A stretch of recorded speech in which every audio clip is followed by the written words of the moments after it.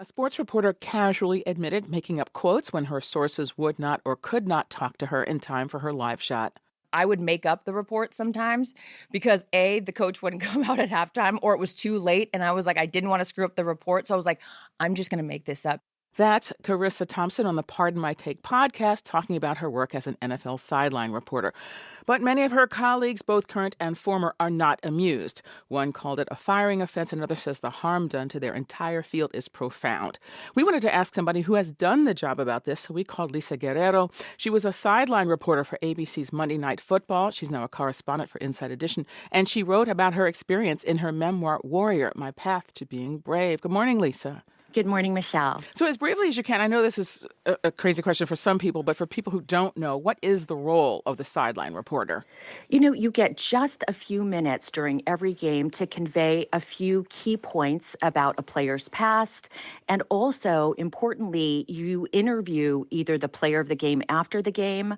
And at halftime, you talk to both coaches, typically, one while you're walking into his locker room at the end of the second quarter, and the other coach as you're coming out at the beginning of the third quarter. And then in my case on Monday Night Football, Al Michaels would toss down to me and ask, what did the coaches have to say, Lisa, at halftime? And you convey their thoughts. So these comments made for some intense reaction from people like you who've done the job. And I was wondering why you think that is. Well, it was like she threw a verbal Molotov cocktail from the broadcast booth down onto the sidelines. Every single sideline reporter, past, present, and future, had really strong reactions because it seemed to disrespect and disregard the hard work that sideline reporters do before, during, and after the games. You know, in the case of what had happened to me on Monday Night Football exactly 20 years ago, by the way, I made a mistake on the air, a legitimate mistake. I misspoke. I corrected my words in that mistake immediately within seconds of making it. But I was fired because people thought, and, the network executives decided that I had lost credibility with viewers because I made a mistake.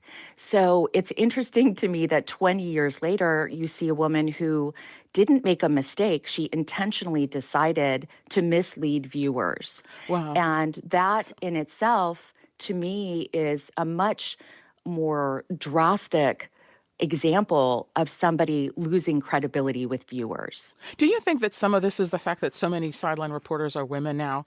And it does make me wonder whether the sense is that women have a hard time being taken seriously in this job anyway, even though it's been 20 years since you did it. And that's part of it, as briefly as you can. Absolutely. As soon as she said this, my phone started ringing off the hook from my friends who were sideline reporters or currently are sideline reporters. And we all felt that this was going to damage the credibility of sideline reporters. But even more than that, I'm currently an investigative correspondent for Inside Edition. And I think it hurts the credibility for all of us that are dealing with a society that already thinks we are fake news. The press is your enemy. Yeah. So this kind of thing hurts all reporters, not just sideline reporters. That's Lisa Guerrero. She is a former sideline reporter, as she told us, and she's now an investigative correspondent for Inside Edition. Her memoir is Warrior, My Path to Being Brave. Lisa, thank you so much. Thanks, Michelle.